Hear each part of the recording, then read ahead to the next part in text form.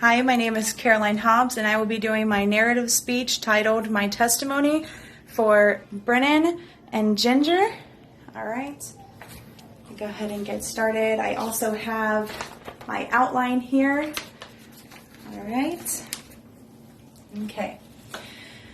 Have you ever imagined if it's possible for your life to get completely flipped upside down, to have your faith tested and come out on top despite the hurdles that you had to overcome along the way? If you were to tell someone your testimony, what would it sound like? I'm going to tell you what mine sounds like today. It's a road filled with heartbreak, challenges, rewards, and salvation. My story starts back when I was 5 years old, when my love for God first started and that fire was placed in my heart. When I was 5 years old, I went to a church in Sanford, Florida, and that was the first church that I ever felt that I belonged to. I felt like I was at home. I felt comfortable. I felt like they cared about me. It was also the very first place that I was told about Jesus and how he died to save me. Soon after we started going there, I realized that my family was moving and we would no longer be going to that church. And it was several years later that I would finally get the opportunity to go to another church again. That was when we had a neighbor move in, and he was a pastor and he had kids that we became friends with, and he invited us to their church.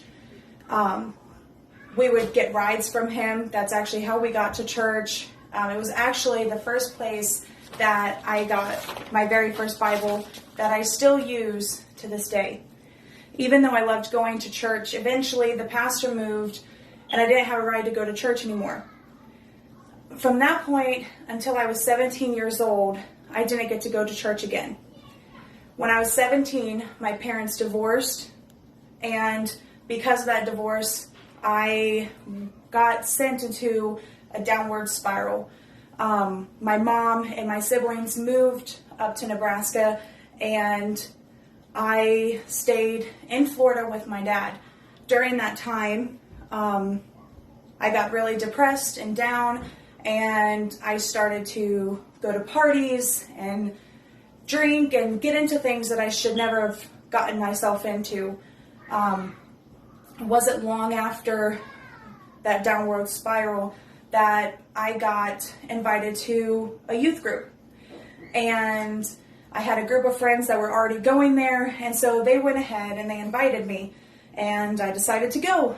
And I was very nervous and I felt uncomfortable, but I knew that I needed to be there because that's something that I have longed for so many years.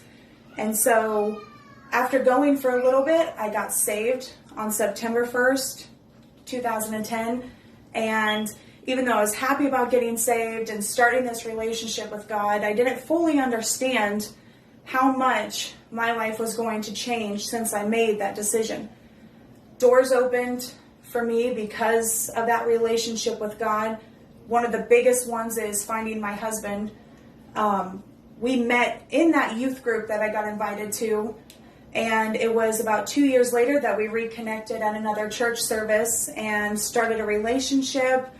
2 years later, we got married and we started a family. We had our kids, and not long after that, we got the call to move up to Nebraska. And when we moved to Nebraska, we found a home church. And because we found that home church, we were able to fill positions in the ministry. I became the kids director at the church, and my life has been changing ever since. As the future is still unknown, I can move forward knowing that my faith in God is strong and that he's with me every step of the way. Even though there are things that I wish I didn't do along my journey, I'm glad that I have a testimony to take with me, to share with others, and in the hopes that it could change things for them. My relationship with God has been a long and rewarding road that I'm grateful for the memories and lessons I've learned along the way. Sharing my testimony has helped others overcome challenges, and because of that, I encourage you to share your testimony because you never know just how much that could help somebody else. Thank you.